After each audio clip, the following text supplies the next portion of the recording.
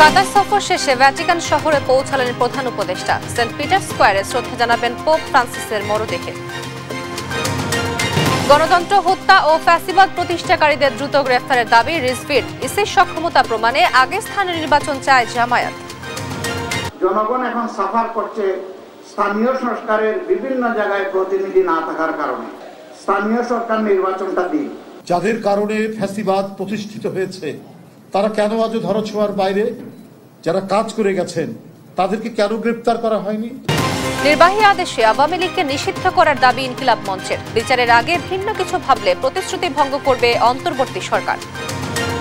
এবং এখনো ভয় আতঙ্কে দিন কাটে গুমের শিকার ব্যক্তিদের। মামলা থাকায় হয়রানির শিকার। আয়নাঘরে কারিগরদের দ্রুত বিচার দাবি।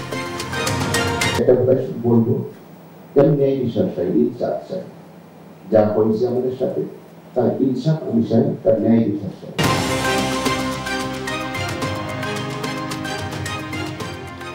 আমন্ত্রণ সংবাদ রাতে দেখছিলেন শিরোনাম, সঙ্গে আছি আমি তোয়া আফরোজ। এবার বিস্তারিত। পোপ ফ্রান্সিসের শেষকৃত্যে যোগ দিতে কাতার থেকে ইতালি গেলেন প্রধান উপদেষ্টা অধ্যাপক ডক্টর মোহাম্মদ ইউনুস। স্থানীয় সময় দুপুর 2:15 রোমে পৌঁছান তিনি।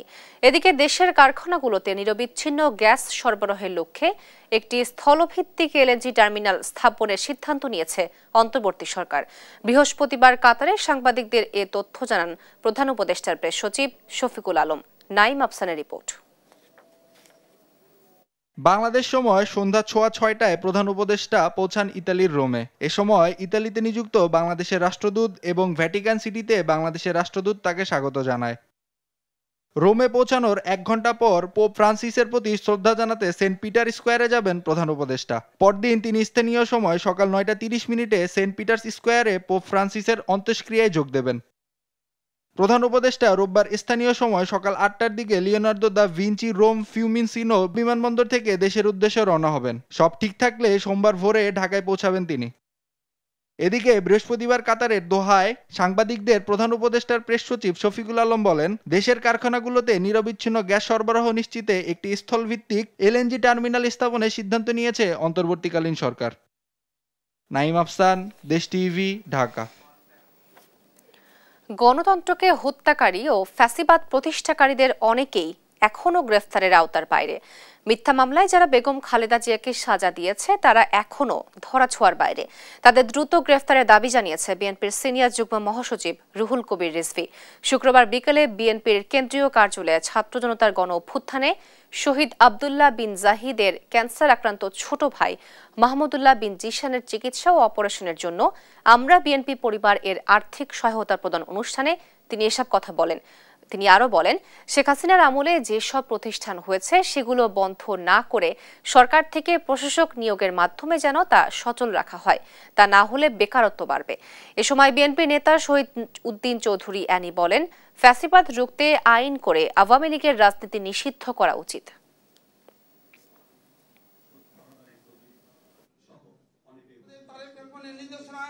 60 লক্ষ বিএনপির নেতাকর্মীর নামে যে মামলা, সেই মামলা থেকে কিন্তু সবাই অব্যাহতি পায়। এর মধ্যেই আমরা আবার ফ্যাসিবাদের কণ্ঠের আওয়াজ শুনতে পাই। যাদের কারণে ফ্যাসিবাদ প্রতিষ্ঠিত হয়েছে তারা কেন আজ ধরাছোঁয়ার বাইরে? যারা প্রতিষ্ঠান ভেঙে দিয়ে গেছে, যারা ফ্যাসিবাদকে চিরস্থায়িত্ব দান করার জন্য নিজের উপর অর্পিত দায়িত্ব, সেই দায়িত্বকে শেখ হাসিনার পক্ষে যারা কাজ করে গেছেন তাদেরকে কেন গ্রেফতার করা হয়নি? ইতিহাসের সেরা নির্বাচনের এসিড টেস্ট দেখতে চান বলে মন্তব্য করেছেন বাংলাদেশ জামায়াতে ইসলামীর আমির ডক্টর শফিকুর রহমান। জনগণের ভোগান্তি বিবেচনায় দ্রুত স্থানীয় সরকার নির্বাচন দিতে সরকারের প্রতি আহ্বান জানান তিনি। শুক্রবার ময়মনসিংহে জামায়াতের কর্মী সম্মেলনে তিনি একথা বলেন। সহকর্মী ইলিয়াস আহমেদের প্রতিবেদন জানাচ্ছেন টুম্পা আফরোজ। ময়মনসিংহ নগরীর সার্কিট হাউস মাঠে শুক্রবার সকালে জেলা ও মহানগর জামায়াতে ইসলামীর কর্মী সম্মেলনে প্রধান অতিথি হিসেবে উপস্থিত ছিলেন বাংলাদেশ জামায়াতে ইসলামী আমির ডাক্তার শফিকুর রহমান। এ সময় বর্তমান নির্বাচন কমিশনের কাছে ইতিহাসের সবচেয়ে ভালো নির্বাচনের এসিড টেস্ট দেখতে চান বলে মন্তব্য করেন তিনি। স্থানীয় জনপ্রতিনিধি না থাকায় জনগণ ভোগান্তির মধ্যে পড়েছে জানিয়ে দ্রুত স্থানীয় সরকার নির্বাচন দিতে সরকারের প্রতি আহ্বান জানান জামাতে আমির। কালো টাকা এবং পেশি শক্তি থেকে বের হয়ে আসার জন্য সমস্ত মানুষের ভোট এবং সঠিক প্রতিনিধিত্ব সংসদে নিশ্চিত করার জন্য পিআর সিস্টেমের ভোট নিশ্চিত করতে হবে। জনগণ এখন সাফার করছে স্থানীয় সরকারের বিভিন্ন জায়গায় প্রতিনিধি না থাকার কারণে। স্থানীয় সরকার নির্বাচনটা দিন, আমরা দেখি আপনাদের সদিচ্ছা এবং সক্ষমতা কতটুকু। পরে নারী বিষয়ক সংস্থার কমিশনের রিপোর্ট নিয়ে তিনি বলেন, এতে কোরআন ও সুন্নাহ পরিপন্থী কিছু অংশ রয়েছে এবং এটি সুপারিশ যারা করেছে তারা এদেশের 9.5 কোটি মায়ের প্রতিনিধিত্ব করেন না। প্রতিবেদনটি সমাজকে বিপথে নেবে জানিয়ে প্রধান উপদেষ্টাকে দ্রুত এটি বাতিলের আহ্বান জানান তিনি। নারী অধিকার সংস্কারের নামে সম্প্রতি একটি রিপোর্ট জমা হয়েছে। সেই রিপোর্টের বেশ কিছু জায়গায় কোরআন এবং সুন্নাহর সম্পূর্ণ খেলাফ কিছু সুপারিশমালা পেশ করা হয়েছে। আমাদের প্রথম কথা হচ্ছে যে এই কয়েকজন এই সুপারিশ পেশ করেছেন তারা এই দেশে 9.5 কোটি মায়ের প্রতিনিধিত্ব করেন না। এছাড়া দ্রব্যমূল্যের আবারও ঊর্ধ্বগতির বিষয়ে সরকারকে সেদিকে নজর দিতে অনুরোধ করেন তিনি। সেই সঙ্গে জুলাইয়ে যারা গণহত্যা চালিয়েছে তাদের আইনের আওতায় এনে দ্রুত বিচার নিশ্চিতের দাবি জানান জামায়াতে আমির। দ্রব্যমূল্য রমজানে কিছু সহনীয় ছিল, মানুষ কিছুটা আশ্বস্ত হয়েছিল, ধীরে ধীরে এখন আবার উত্তপ্ত হচ্ছে। আমরা সরকারকে বলবো সেই দিকে নজর দেন। সমাজের শৃঙ্খলা বিনষ্টের যারা কারণ তাদেরকে পাকড়াও করুন। যারা 15.5 বছর এবং শেষ প্রান্তে এসে জুলাই আগস্টে গণহত্যা সংগঠিত করেছে তাদের কাউকে আইনের বাইরে রাখবেন না, তাদের বিচার নিশ্চিত করুন। কর্মী সম্মেলনে শুক্রবার সকাল 8টা থেকেই জেলা ও মহানগরের নেতাকর্মীরা মিছিলে মিছিলে সার্কিট হাউস মাঠে এসে জড়ো হন। নিউজ ডেস্ক, দেশ টিভি। 100 দিনের মধ্যে আওয়ামী লীগের বিচার না হলে সচিবালয় ঘেরাওয়ের হুঁশিয়ারি দিয়েছে ইনকিলাব মঞ্চ। আর জাতীয় নাগরিক কমিটির উত্তরাঞ্চলের মুখ্য সংগঠক সার্জিস আলম বলেছেন, অন্তর্বর্তীকালীন সরকার যদি জুলাই হত্যার বিচারের আগে অন্য কিছু করে তাহলে তারা প্রতিশ্রুতি ভঙ্গ করবে। শুক্রবার শাহবাগে এক সমাবেশে এসব কথা বলেন তারা। ছিমেলের প্রতিবেদন। জুলাই পিলখানা ও শাপলা চত্বরের সুষ্ঠু বিচার ও আওয়ামী লীগের নিষিদ্ধের দাবিতে শুক্রবার বিকেলে শাহবাগ জাতীয় জাদুঘরের সামনে সমাবেশ করে ইনকিলাব মঞ্চ। এ সময় শহীদ পরিবাররাও বিচার না পেয়ে আক্ষেপ প্রকাশ করেন। যন্ত্রণা কষ্ট নিয়ে আমি রাত কাটাই, দিন পাই, কতটুকু যে যন্ত্রণা, কতটুকু যে কষ্ট আমি একটা মা জানি, আর কেউ জানে না। আওয়ামী লীগকে নিষিদ্ধ করতে হবে, তাহলে আমি সজলের মা, আমি কিন্তু ছাড়বো না আপনাদের। এই সরকারটা আমাদের সরকার থাকাকালীন সময়ে আমাদের কেন বিচারের জন্য ভিক্ষার ঝুলি নিয়ে রাস্তায় রাস্তায় দপ্তরে দপ্তরে আমাদের দৌড়াতে হবে বলেন? হাসিনার কে ফিরে আনার কথা যে বলবে তার যেন আসরের ময়দানও টাই না হয়। কোন হাসিনার বিচার চাই। 100 দিনের মধ্যে আওয়ামী লীগের বিচার না হলে সচিবালয় ঘেরাও করার হুঁশিয়ারি দেন ইনকিলাব মঞ্চের মুখপাত্র শরীফ উসমান হাদি। দাবি জানান আওয়ামী লীগ নিষিদ্ধের। সময় দিচ্ছি আগামী 100 দিন। এই 4 দফা যদি বাস্তবায়ন না হয়, আগামী 36শে জুলাই এই শাহবাগ থেকে সচিবালয় ঘেরাও করার জন্য মার্চ ফর বাংলাদেশ কর্মসূচি ঘোষণা করছি। সমাবেশে এবি পার্টির জেনারেল সেক্রেটারি আসাদুজ্জামান ফুয়াদ ও জাতীয় নাগরিক কমিটির উত্তরাঞ্চলের মুখ্য সংগঠক সার্জিস আলম উপস্থিত ছিলেন।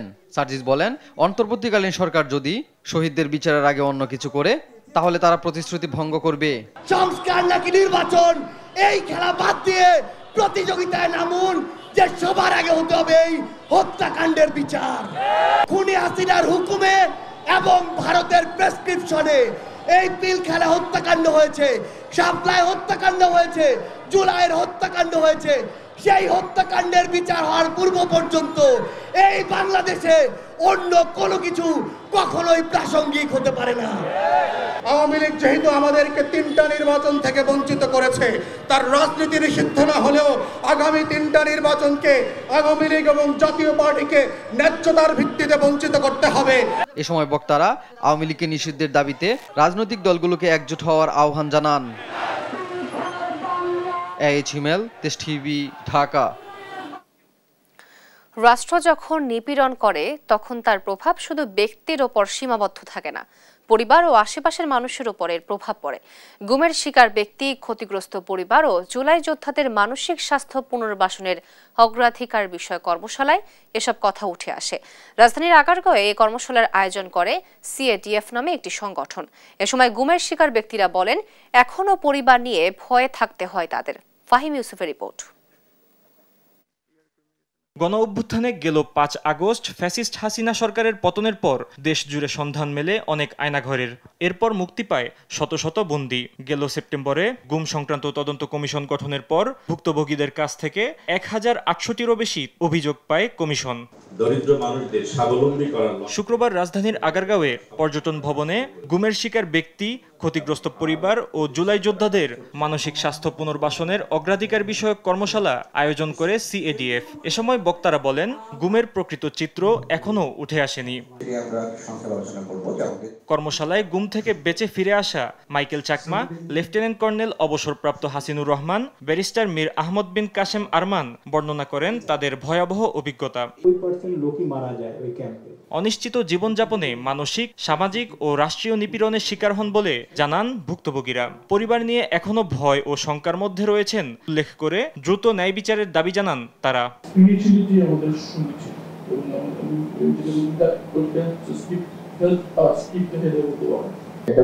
বলবো ন্যায় বিচার চাই, ইনসাফ চাই।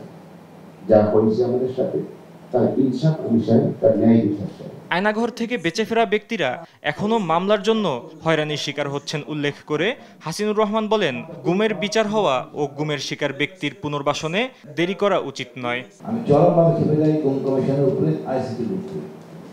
আর প্রকাশের সময় যখন কি প্রশ্ন করব শয়তান প্রচন্ড খেপে যায়। এছাড়া পতিত ফ্যাসিস্টের সহযোগী ও সুযোগ সন্ধানীরা বর্তমানে ভুল পাল্টে দেশপ্রেমিক বা মানবাধিকার কর্মী হতে দেখা যাচ্ছে, যা জাতির জন্য উপহাসমূলক বলেও জানান তারা। ফাহিম ইউসুফ, দেশ টিভি, ঢাকা। দেখছেন সংবাদ রাত। নর্থ সাউথ বিশ্ববিদ্যালয়ে মাস্টার্স প্রোগ্রামে ভর্তি হতে পরীক্ষায় অংশ নিয়েছেন অন্তর্বর্তী সরকারের যুব ও ক্রীড়া এবং স্থানীয় সরকার পল্লী উন্নয়ন মন্ত্রণালয়ের উপদেষ্টা আসিফ মাহমুদ সজীব ভুইয়া। তিনি masters in public policy and governance MPPG প্রোগ্রামের ভর্তি পরীক্ষায় অংশ নেন। শুক্রবার বিষয়টি নিশ্চিত করেছেন বিশ্ববিদ্যালয়ের MPPG প্রোগ্রাম ডিরেক্টর। সকাল 10টা থেকে দুপুর 1টা পর্যন্ত বিশ্ববিদ্যালয়ে মাস্টার্সের ভর্তি পরীক্ষা অনুষ্ঠিত হয়েছে।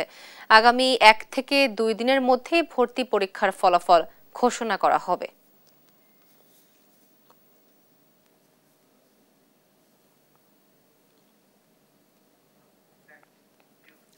উপদেষ্টা আসিফ মাহমুদ সজীব ভুইয়ার APS-এর অনিয়মের অভিযোগ নিয়ে স্থানীয় সরকার মন্ত্রণালয় তদন্ত করবে না বলে জানিয়েছেন LGD সচিব রেজাউল মাকসুদ জাহিদি। শুক্রবার সকালে ধানমন্ডির রবীন্দ্র সরোবরে পরিষ্কার পরিচ্ছন্নতা ও মশক নিধন অভিযান কার্যক্রমে গিয়ে একথা বলেন তিনি।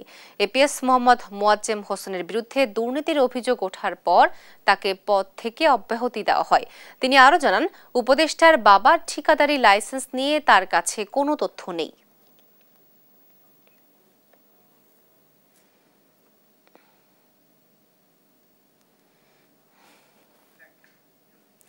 প্রাইম এশিয়া বিশ্ববিদ্যালয়ের ছাত্র জাহিদুল ইসলাম পারভেজ হত্যা মামলার প্রধান আসামি মেহরাজ ইসলামের 5 দিনের রিমান্ড মঞ্জুর করেছেন আদালত। শুক্রবার ঢাকার মেট্রোপলিটন ম্যাজিস্ট্রেট মেহেরা মাহবুবের আদালত এই আদেশ দেন। এদিন তাকে আদালতে হাজির করে 10 দিনের রিমান্ড আবেদন করেন মামলার তদন্ত কর্মকর্তা বনানী থানার পরিদর্শক AKM মাইনুদ্দিন। শুনানি শেষে বিচারক আসামির জামিন নামঞ্জুর করে 5 দিনের রিমান্ড মঞ্জুর করেন। এর আগে গেল বুধবার দুপুরে গাইবান্ধা থেকে তাকে গ্রেফতার করা হয়।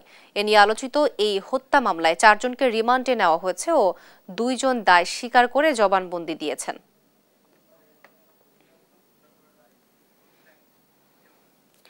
সাতক্ষীরার 1.5 বছরের কন্যা সন্তানকে হত্যার অভিযোগ উঠেছে তার মানসিক ভারসাম্যহীন মায়ের বিরুদ্ধে। শুক্রবার দুপুর 12:30টার দিকে কলারোয়া উপজেলার জালালবাদ ইউনিয়নের বাটারা গ্রামে শিশুর নানার বাড়িতে এ ঘটনা ঘটে। স্থানীয়রা জানান, অভিযুক্ত মা আসমা খাতুন দীর্ঘদিন ধরে মানসিক রোগে ভুগছেন। এ কারণে গেল বৃহস্পতিবার আসমার মা চিকিৎসার জন্য তাকে শ্বশুর বাড়ি থেকে বাবার বাড়ি নিয়ে আসেন। শুক্রবার দুপুরে আসমা তার শিশু কন্যা খাদিজাকে বারান্দায় ঘুম পাড়িয়ে রাখেন। পরে কোনো এক সময় মেয়েটির গলায় আঘাত করে তাকে হত্যা করেন।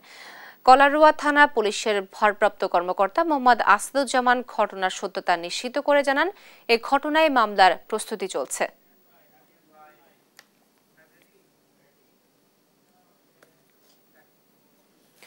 দর্শক, এই বিষয়ে বিস্তারিত জানাতে সরাসরি যোগ দিচ্ছেন আমাদের সহকর্মী শরীফুল্লাহ কায়সার।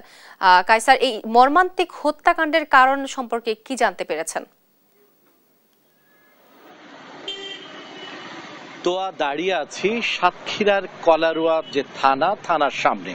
একটু আগেই যে মৃত্যুর ঘটনাটি ঘটেছে, হৃদয় বিদারক যে ঘটনাটি ঘটেছে, সেই 18 মাসের সেই খাদিজার মরদেহ ময়না তদন্ত শেষে এখান থেকে একটু আগে নিয়ে যাওয়া হয়েছে দাফন কাজের জন্য। এখানে এক হৃদয় বিদারক দৃশ্যের অবতারণা সৃষ্টি হয়েছিল। তো আপনাকে বলে রাখা দরকার যে 12টার দিকে, আজকে শুক্রবার, জুম্মার প্রস্তুতিও ছিল মানুষের মধ্যে। এমন সময় আজকে যেহেতু খাদিজার মা আসমা মানসিক ভারসাম্যহীন বলে তার পরিবার এবং কলারোয়া থানা পুলিশ এবং এলাকাবাসীর কাছ থেকে যেটা জানা গিয়েছে সেটি হচ্ছে আসমা আগে থেকেই মানসিক ভারসাম্যহীন, যে কারণেই তাকে স্থানীয় একটি চিকিৎসা কেন্দ্রে নিয়ে যাওয়ারও একটা প্রক্রিয়া ছিল। সেই সময়ে শুক্রবার যানবাহন খুঁজতে তার যখন আসমার মা আলেয়া যখন গিয়েছিল, এই মুহূর্তে আলেয়া যখন যানবাহন ঠিক করে ফিরে এসে দেখে তার সন্তানকে একেবারে নির্মমভাবে, নৃশংসভাবে কোপাচ্ছে দা দিয়ে, তখন কিন্তু তিনি একেবারে মূর্ছা যেতে থাকেন এবং আলেয়া বেগম ততক্ষণে দেখেন যে তার সন্তান আসমা তার নিজের 18 মাসের কন্যাকে কিন্তু তার মধ্যে তার প্রাণনাশ ঘটিয়ে ফেলেছে। এই অবস্থায় এলাকাবাসী পুলিশের সহায়তায় সেই খাদিজাকে উদ্ধার করে এবং পুলিশও উদ্ধার করে নিয়ে আসে তার সেই আসমাকেও থানায়। এখন এই থানাতেই রয়েছে এই মুহূর্তে। আসলে এই এলাকাতে আসলে এই ঘটনার পর মানুষের মধ্যে একটা হৃদয় বিদারক একটা অবস্থা সৃষ্টি হয়েছে, মানুষের মধ্যে একটা বিস্ময়কর পরিস্থিতি তৈরি হয়েছে যে এই ঘটনা একজন মার কাছ থেকে এরকম ঘটনা অনেকে প্রত্যাশা করতে পারেনি। আমি একজনের সাথে একটু কথা বলছি, কি অবস্থা বলুন তো? আমরা যতটুকু জানতে পারছি, আজকে জুম্মা বা দুপুরের সময় সবাই নামাজে গেছিল। এই সময় খাদিজা এবং খাদিজার মা বাসায় ছিল। মা আসমা মানসিক ভারসাম্যহীন বাচ্চা খাদিজা মায়ের কাছে দুধ খেতে চাইছিল। তো ঠিক সেই মুহূর্তে নাকি দুধ খেতে চাওয়ার কারণেই এই ঘটনাটা ঘটছে। কায়সার, আপনাকে অসংখ্য ধন্যবাদ। দর্শক, সাতক্ষীরা থেকে যুক্ত ছিলেন আমাদের সহকর্মী শরীফুল্লাহ কায়সার। ব্রাহ্মণবাড়িয়ার আখাউড়া সীমান্তে বিএসএফ এর গুলিতে এক বাংলাদেশি নাগরিক আহত হয়েছেন। শুক্রবার সকালে উপজেলার মনিয়ন্দি ইউনিয়নের ইটনা গ্রামে এ ঘটনা ঘটে। আহত আসাদুল ইসলাম ব্রাহ্মণবাড়িয়ার একটি হাসপাতালে চিকিৎসাধীন আছেন। স্থানীয়রা জানায়, বেলা 11:30টার দিকে ইটনা সীমান্তে 3 রাউন্ড গুলি করে বিএসএফ। এতে আসাদুল আহত হলে স্থানীয়রা তাকে উদ্ধার করে হাসপাতালে নিয়ে যায়। এদিকে বিজিবি জানিয়েছে, ভারত সীমান্ত এলাকায় ঘটনাটি ঘটে। ওই ব্যক্তি নদী পার হওয়ার সময় গুলি করে বিএসএফ। এ বিষয়ে বিস্তারিত জানাতে আহত আসাদুল এবং বিএসএফ এর সঙ্গে যোগাযোগ করা হচ্ছে বলে জানিয়েছে বিজিবি।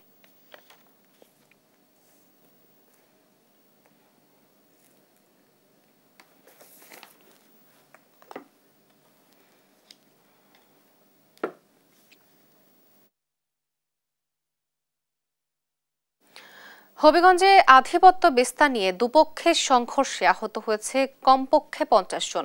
শুক্রবার সকালে জেলার আজমিরিগঞ্জের নোয়াগড় গ্রামে স্থানীয় শাহজাহান মেম্বার ও আক্তার মিয়ার মধ্যে পূর্ব বিরোধের জের ধরে দেশীয় অস্ত্রশস্ত্র নিয়ে ঘণ্টাব্যাপী সংঘর্ষ হয়। এতে উভয় পক্ষের প্রায় অর্ধশত মানুষ আহত হন। আহতদেরকে বিভিন্ন হাসপাতালে চিকিৎসা দেওয়া হয়েছে। আজ মিরিগঞ্জ থানার ওসি ABM মাহিদুল হাসান জানান, পরিস্থিতি নিয়ন্ত্রণে আনা হয়েছে।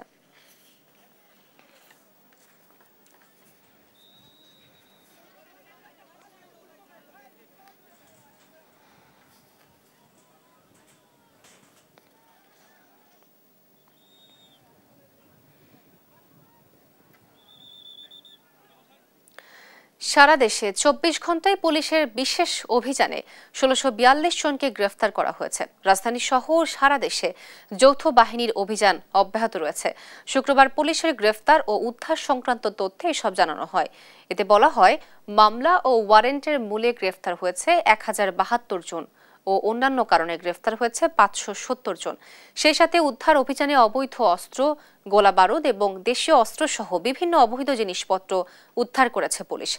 রাজধানীতে নিরাপত্তা ব্যবস্থা আরও জোরদার করা হয়েছে বলে দাবি পুলিশের।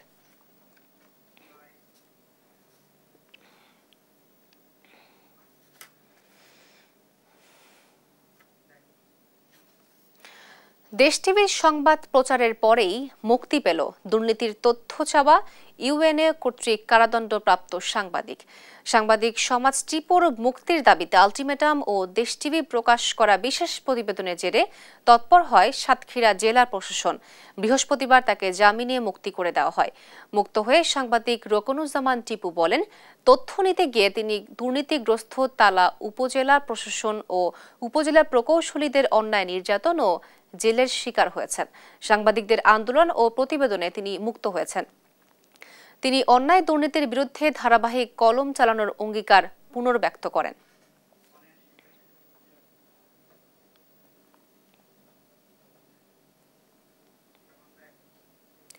দেখছেন সংবাদ রাত।